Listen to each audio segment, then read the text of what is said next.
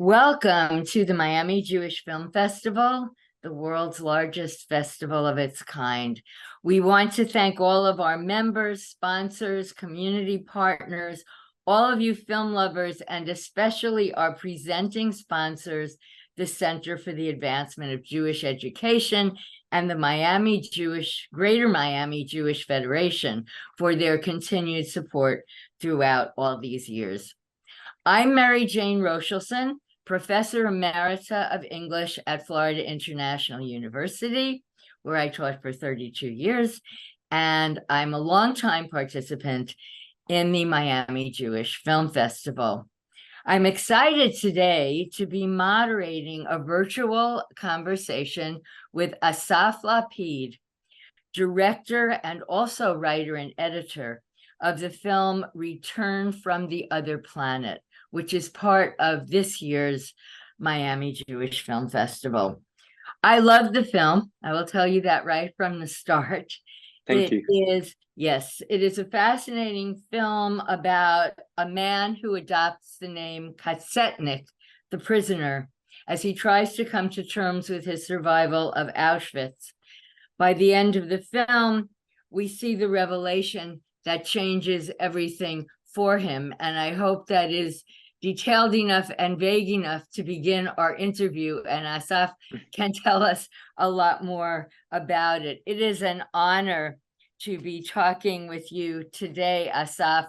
I'll mention that this is your directorial debut, although you have also edited numerous films, some of which our viewers might have seen at previous Miami Jewish Film Festivals. So I guess my first question for you, Assaf, is how did you first decide that you wanted to do a film about Katzet? Well, it's a good question. Let me start by saying thank you for having me. It's a great honor for me to screen the film in the Miami Jewish Film Festival. And even though I'm not attending in body, I'm very honored to talk to you and to meet the audience through our conversation.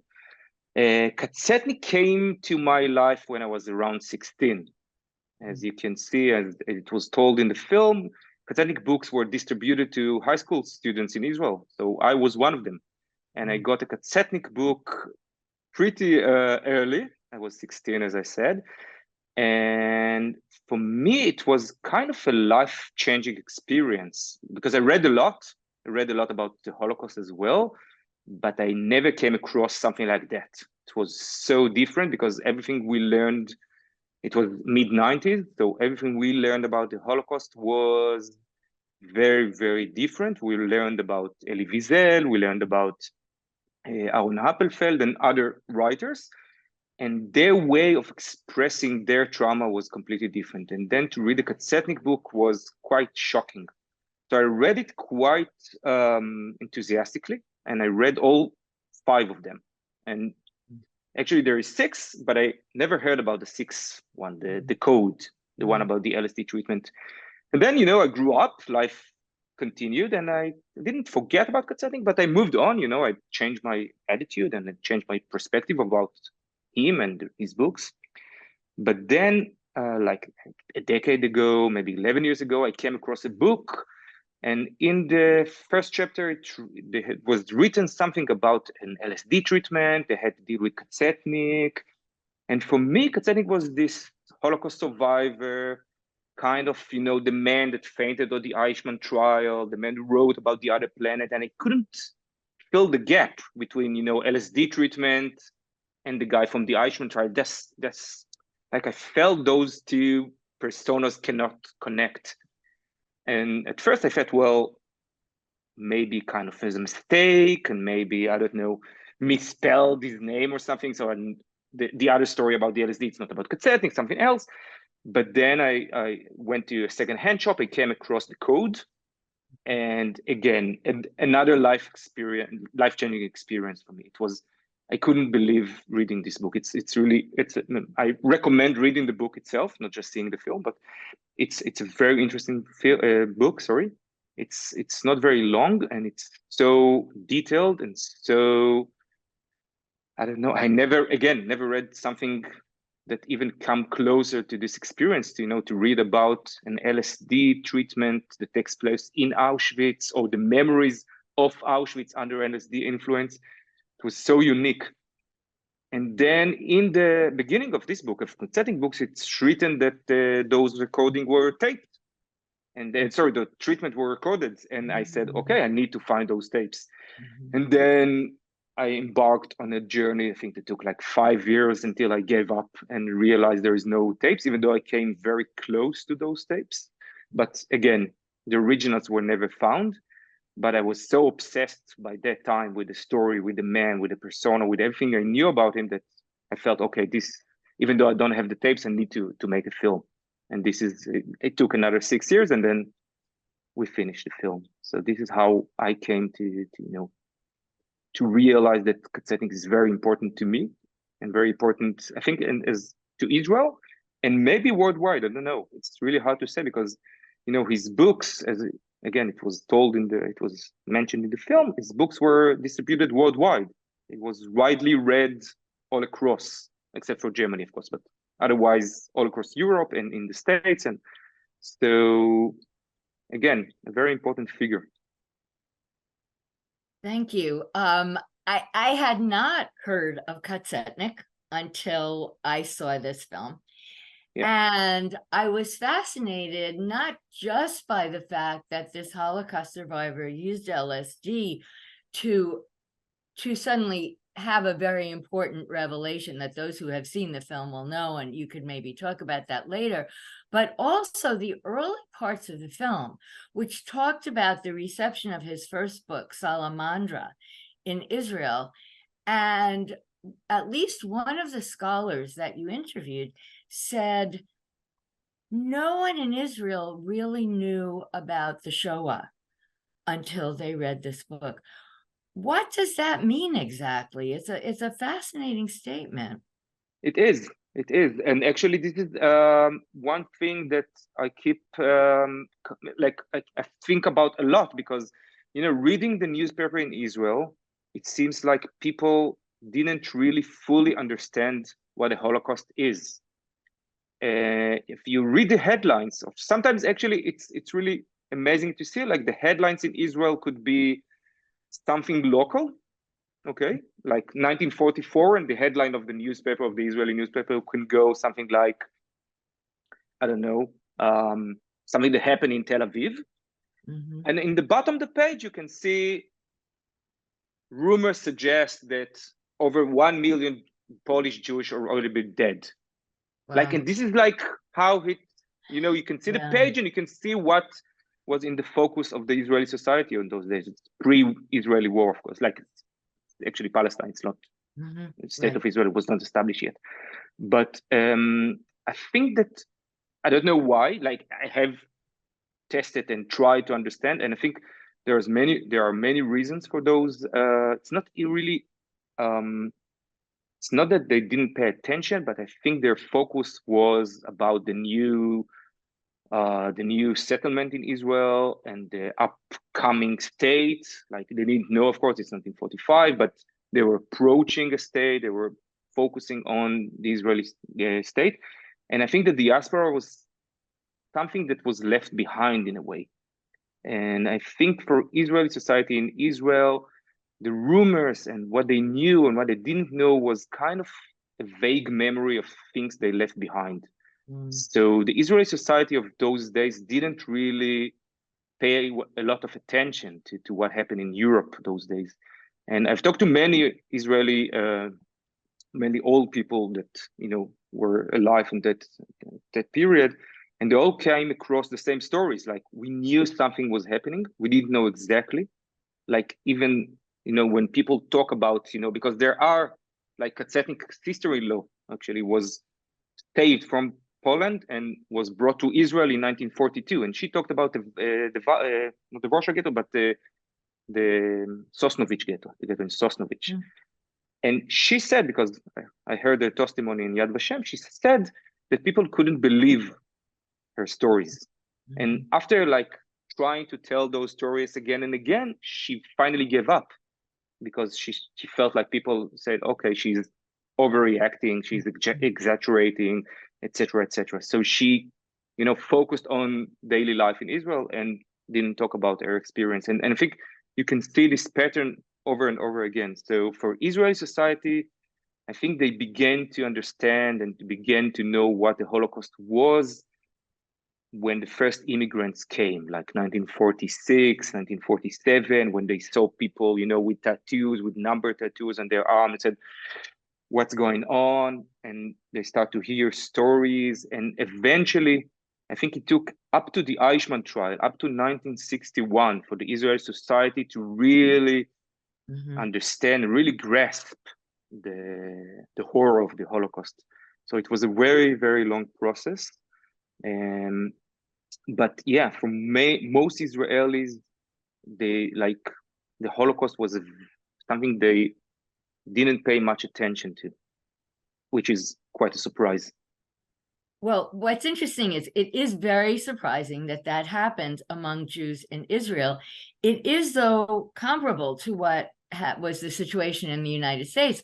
The New York Times covered the Holocaust, but not necessarily on page one and not necessarily in the biggest headlines.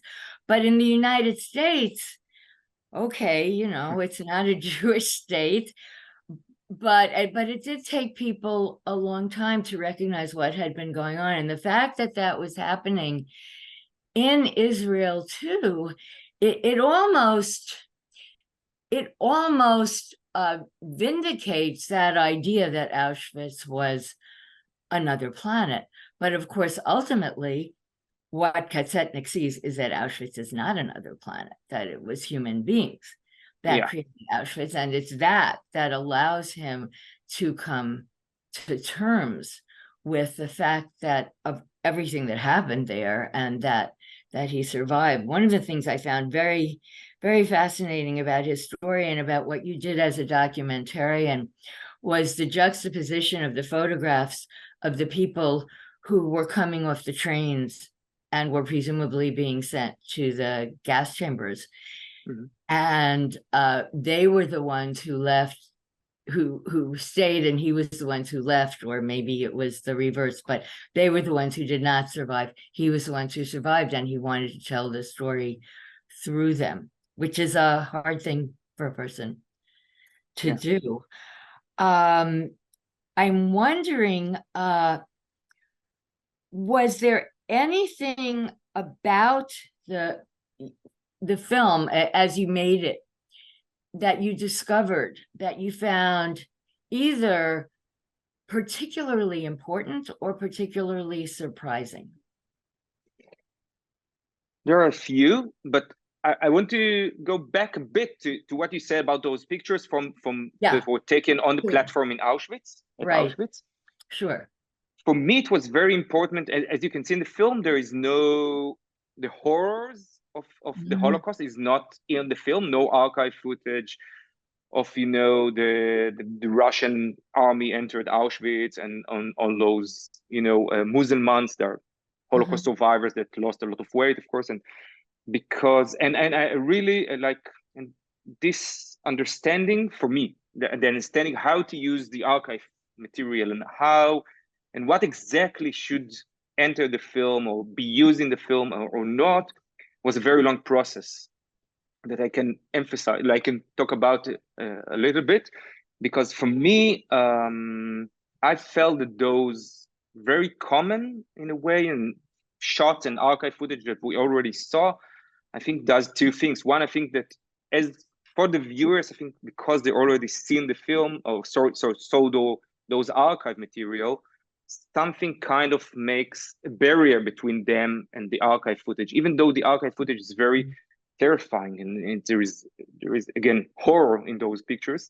But I think because we already seen those pictures and already seen these archive shots so many times, there's a gap between the audience and the footage. But more importantly for me, I think that when you see Holocaust survivors, you can imagine that it happened on another planet, okay, after the war, because you say, well, they're so apart from me. There's so much distance between my being and how the Holocaust survivor looked like after the war, of course. But when you see them upon arriving to Auschwitz, you see human beings, and it was very important to you because you can watch them and you say, well, this one could be my father, this could be my uncle, this is, I don't know, the guy next door, and you can reimagine the human of those persons, of the the Jews being sent to death. And then you can see, I think the horror comes back again, and then you realize, because we just talked about it, how difficult it was for people in the States and people in Israel to understand the concept, or this, to understand the reality of the Holocaust. And I think to brought this notion back to life in a way, to see and you say, well, those are human beings, and those human beings are now sent to death. And it was very important for me to emphasize that point in the film itself. Coming back to your question, I think the first thing that really shocked me in a way, which is kind of obvious looking back, but in Israel and maybe other places as well, there is no connection made between post-trauma, post-PTSD, and Holocaust survivors. Like when I first began to talk about the film, this connection to people was kind of even uncomfortable in a way, because again, it's obvious to think about it, because they've gone through a horrible trauma, and of course some of them suffer from PTSD, but this connection was never made. Like, we talk about Holocaust survivors in many different ways, but we never talk about the trauma, which is, again, a very surprising thing. Yeah. So for me to make this connection, say, well, those are some of them, of course, some of them were able to move on, but some of them suffered all their life from PTSD. And to put, the Holocaust surviving in that focus, in that perspective, was quite surprising for me, as well as I started to realize what I'm dealing with. The other thing that was very surprising for me was how sophisticated Kazetnik was. Because, when you first meet his character, when you first meet his persona, he's talking about, being this voice for the dead, like being kind of a channel that, takes the stories of the victims, of the Holocaust victims, and put it on paper. But, getting to the detail and looking through his biography again and again, and reading his letters and talking to family members and stuff, etc., I came across I got to the understanding how sophisticated he was, and how this whole process was a very, very, how can I say it? He knew what he was doing. Like, he knew he was a writer, and we sometimes tend to forget that eventually he was an artist. Okay. And he was trying to convey the trauma into art. This is, and we sometimes forget that this is part of his, legacy in a way.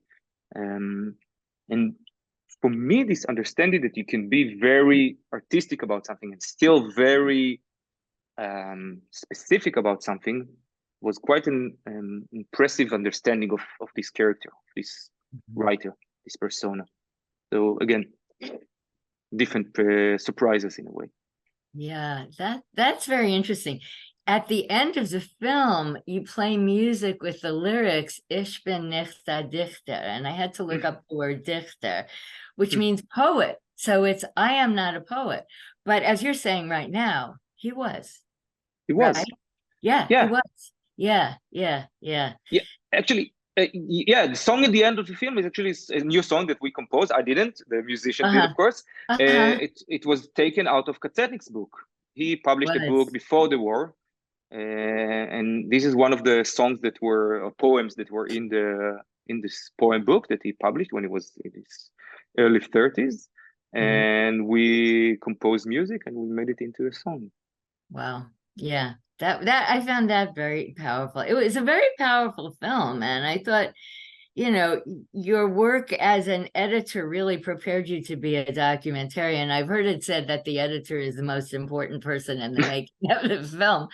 And, certainly along with the director, but it was very, very interesting the way you combined all different kinds of source materials. I'd like to ask you a question which may seem a little strange, but it's possible that some of the people who saw the film had the same question. He wrote the book House of Dolls, which is about a probably imaginary brothel of Jewish women for the SS men in the concentration camps. And the main character is named Daniela, and he named his daughter Daniela. Did you think about that? What do you make of that? Yeah, and I actually spoke to Daniela herself Uh-huh. about it as Uh-huh. well. I think that in some part of his life, I never met him, of course, so it's like, I'm Yeah. trying to Yeah. figure out by reading, a lot of his books again, and letters and personal notes and stuff. I think the distinction between what really happened and what memory hunted them Mm-hmm. was blurred. Okay, I Mm-hmm. think it was for him at some point. I think it was very, very difficult to distinguish whether something that he felt was happening really happened or not. And I think reality, myth, testimony that he heard from other people, like in Salamandra, there is a very long chapter about the Warsaw uprising, that Sanya kind of taking place in the Warsaw uprising, Warsaw Ghetto uprising. But we know for certain that Sanya was deported to Auschwitz and shot upon Mm-hmm. arrival. So she never Mm-hmm. took part, of course, Mm-hmm. in the uprising in Ghetto Warsaw. But we know for certain as well that in 1945, Kacetic moved to Bucharest after he was liberated, and then he met some of the survivors from the Ghetto Warsaw uprising.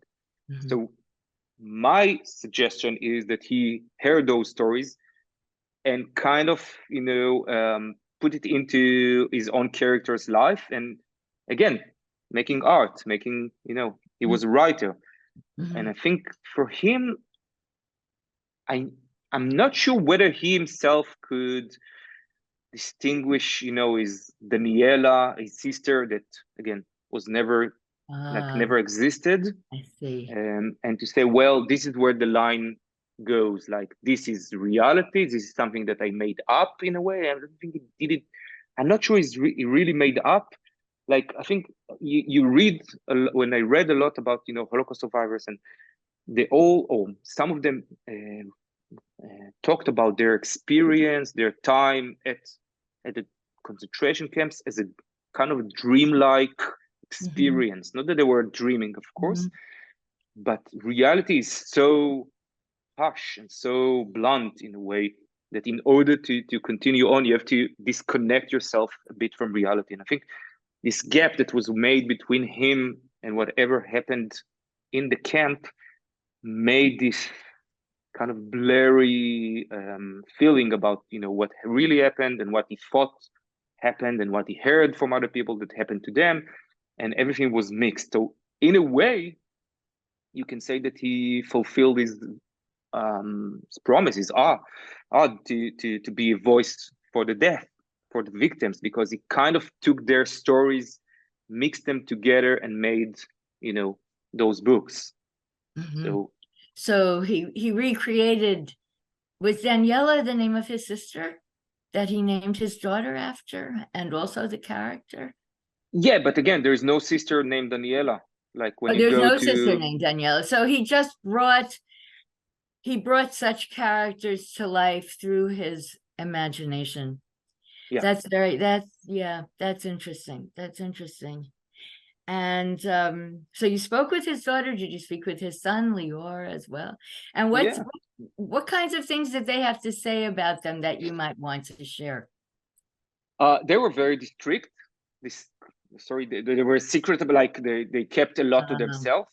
Mm-hmm. Um, because I'm not sure how it was to grow up with such a famous father, Mm-hmm. especially after the Eichmann trial. They were young people. They were Mm-hmm. young. I think they were born like they were 10 and 13 during the Eichmann trial, something like that.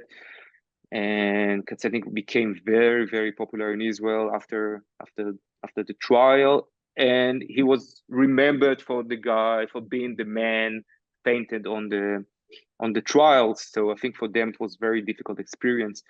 But they talk about they can.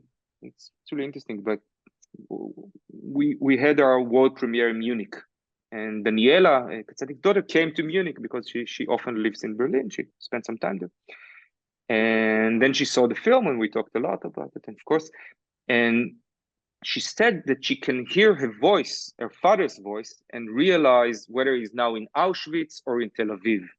Like he had a different voice for different memories. Oh, Like, and in the she said that hearing the last interview to Ram Evron, the interview he gave in Hebrew, you can hear that he's now in the present in a way.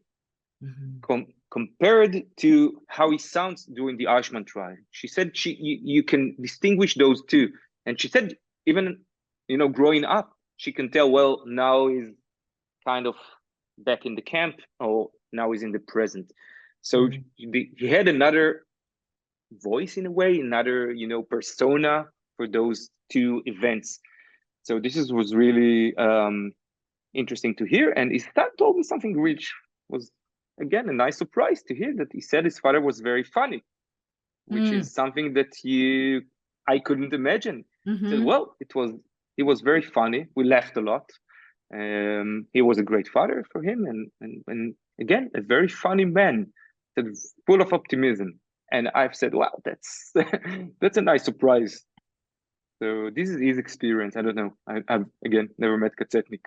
Yeah, but there are hints of that in some of the photographs you show of the family together, that you see. Yeah, he was a normal person, just like those people in their coats with their handbags at the station in Auschwitz. And he was able to regain some of that, which is a good thing, and which is something that we know about many Holocaust survivors, that they were able to recreate normal lives. And even Katsetnik was able to do that. So that's very interesting that that's something that his son said. And when you mentioned it, I remembered those photographs.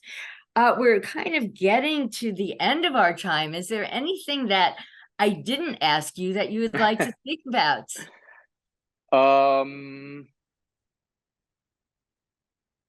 No, I can only say that it was a very intense experience, making this film. But I learned a lot, and I think that I learned. For me, it was really a revelation to learn so much about the Holocaust. Growing up in Israel, we learn about the Holocaust all the time, but going into those details and going in depth and seeing, and realizing things that I didn't realize before was quite an experience. I couldn't say good experience, of course, because it was some of the stuff I had to read was really difficult to read, but I got another perspective, of the Holocaust. Reading that, I will give you some minor point that in Auschwitz, like in the camp, not the death camp, of course, but in the concentration camp, there were a canteen.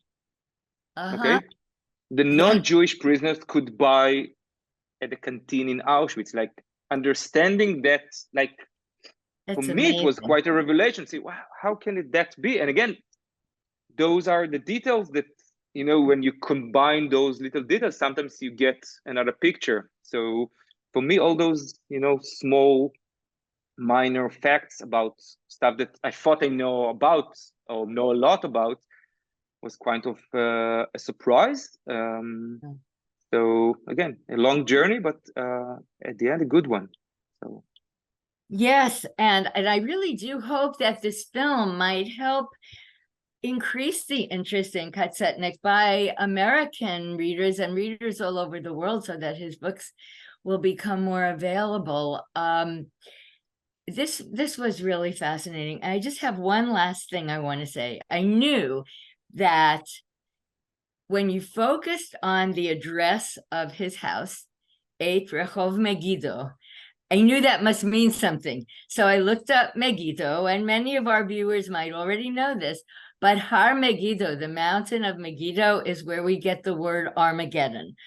The final decisive battle between good and evil was believed to have taken place at the mountain of Megiddo, and that he chose that place to live in Israel, and he lived there, right, for most of his life when he was in Israel, right?